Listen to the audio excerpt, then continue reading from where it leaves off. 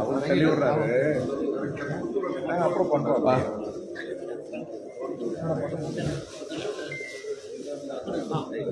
Sir கொஞ்சம் sir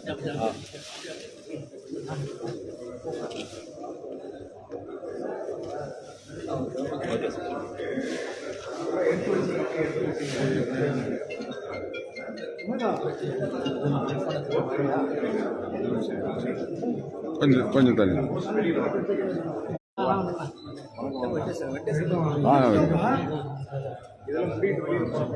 நம்ம sir பொறுமையா ஓகே ஓகே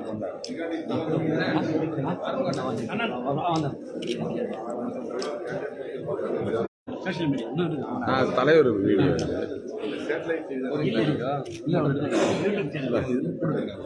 தலைவர் லைவ்.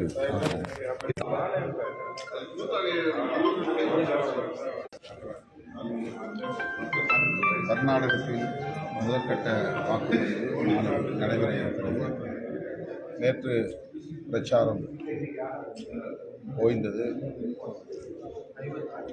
நேற்று நான் காலை 9 மணியிலிருந்து மாலை 6 மணி வரையில் 6 இடங்களில் காங்கிரஸ் கட்சி வேட்பாளர்களுக்காக வாக்கு சேகரிப்பில் ஈடுபட்டேன்.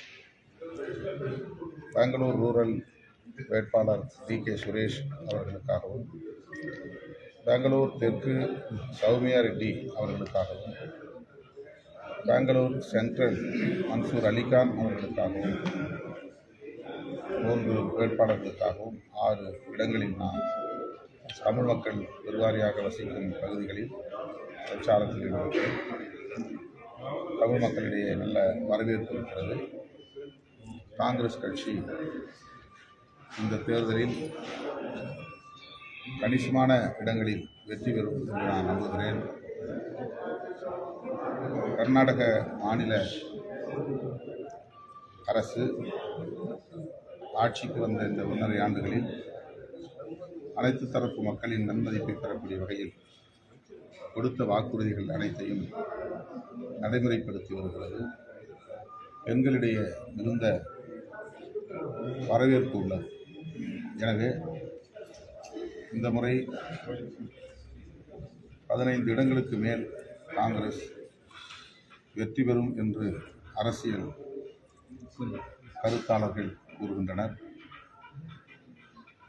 என்னுடைய பிரச்சாரத்திலும் அந்த எழுச்சியை காண முடிந்தது. ஆகவே கடந்த 2019 27 இடங்களில் பிஜேபி வெற்றி பெற்றதைப் போல இந்த முறை அவர்களால் வெற்றி பெற முடியாது. காங்கிரஸ் கணிசமான இடங்களில் வெற்றி பெறும். சார், தமிழ் மக்களுக்கு என்ன சொல்கிறீங்க சார்? நாளைக்கு எலெக்ஷன் இருக்குது 26ஆம் தேதி. தமிழ் மக்கள் என்ன சொல்கிறீங்க? கர்நாடக வாழ் பொதுமக்கள், வாக்காளர் பெருமக்கள் அனைவருக்கும், குறிப்பாக தமிழ் பேசும் தமிழ் உறவுகள் யாவருக்கும் நான் விடுக்கிற வேண்டுகோள், கடந்த 10 ஆண்டு கால ஆட்சியில் பாரதிய ஜனதா கட்சி அல்லது மோடி தலைமையிலான இந்த அரசு அனைத்து தரப்பு மக்களுக்கும் விரோதமான ஒரு ஆட்சியை நடத்தியிருக்கிறார்கள். விலைவாசி கடுமையாக உயர்ந்திருக்கிறது. வேலைவாய்ப்பின்மை அதிகரித்திருக்கிறது. சாதிய மத உணர்வுகளை தூண்டிவிட்டு வன்முறை வெறியாட்டங்களை அவர்கள் கட்டவிழ்த்து விட்டனர். சமூக நல்லிணக்கம் பாதிக்கப்பட்டிருக்கிறது. முஸ்லீம்கள், கிறிஸ்தவர்களுக்கு எதிரான வெறுப்பு அரசியலை தொடர்ந்து விதைத்து வருகிறார்கள். அரசமைப்பு சட்டத்திற்கு எதிரான நடவடிக்கைகளில் ஈடுபட்டு வருகிறார்கள். எனவே மீண்டும் அந்த ஆட்சி தொடரக்கூடாது. அது ஒரு பாசிச அரசு. அந்த அரசை அப்புறப்படுத்த வேண்டும். ராகுல் காந்தி அவர்களின் கனவை நனவாக்கக்கூடிய வகையில் இந்தியா கூட்டணிக்கு உங்கள் ஆதரவை வழங்க வேண்டும்.